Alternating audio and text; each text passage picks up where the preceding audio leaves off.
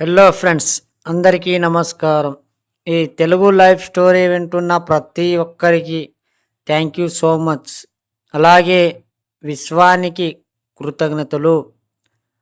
మన పురాణాల్లో మనకు నేర్పినవన్నీ మంచి గురించే చెప్పాయి, కానీ అవన్నీ పురాణాలలోని కథలే కదా అని తీసి పరేశాము. దుర్యోధనని యుద్ధం వద్దని కృష్ణుడు ఎంతో చెప్పాడు. ఆయన పాజిటివ్ అతని తలకు ఎక్కలేదు.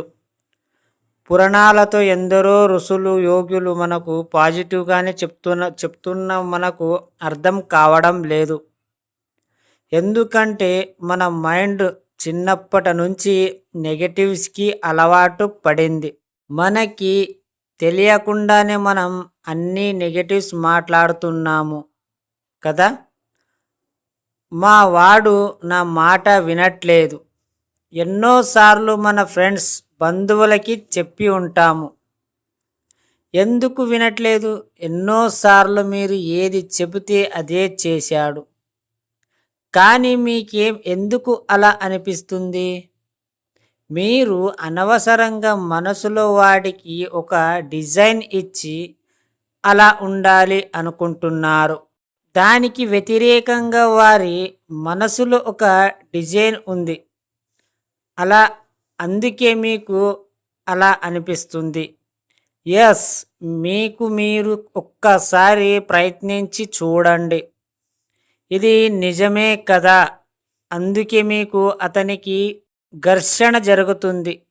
మీరు ఒక గొప్ప వ్యక్తిలా చూడాలనుకుంటున్నారు.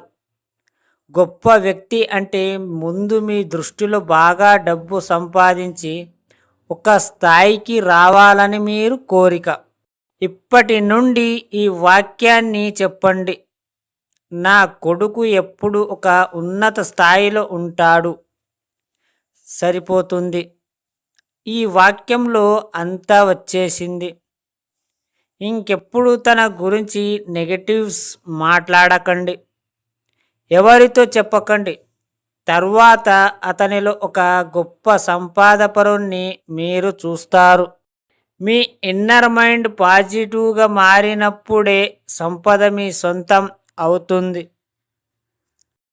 ఎవరు నమ్మినా నమ్మకపోయినా, ఎవరు ప్రోత్సహించినా ఎంచకపోయినా మీ మీద మీకు నమ్మకం ఉండాలి. ప్రతిరోజు మిమ్మల్ని మీరు ప్రేమించుకోండి. I love you myself అని. ఎందుకంటే ముందు నిన్ను నువ్వు ప్రేమించుకున్నప్పుడు అవతల వ్యక్తి నిన్ను ప్రేమిస్తాడు. ఎందుకంటే మనమే ప్రేమించకపోతే బయటి వ్యక్తి ఎలా ప్రేమిస్తారు కదా. కొంచెం ఆలోచించండి. మీరు అర్థమైంది అనుకుంటా ఈ స్టోరీ విన్న ప్రతి ఒక్కరికి థ్యాంక్ యూ సో మచ్. ఈ విశ్వానికి కృతజ్ఞతలు.